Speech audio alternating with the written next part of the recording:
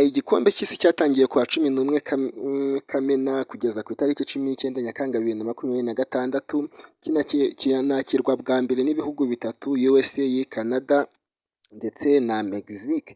Norway yasezereye Brazil ibitego 2-1. Haaland yatsinze ibitego 2. Norway irakurikiraho Mexique cyangwa se England. England yatsinze Mexique ibitego 3-2.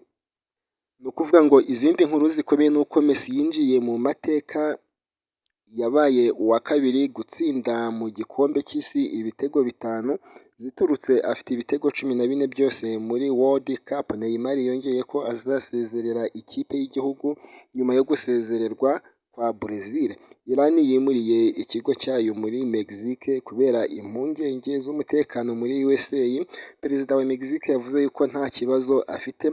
FIFA cyangwa se FIFA izakorera igitaramo cy'ikiruhuko cy'umukino wa nyuma nka Super Bowl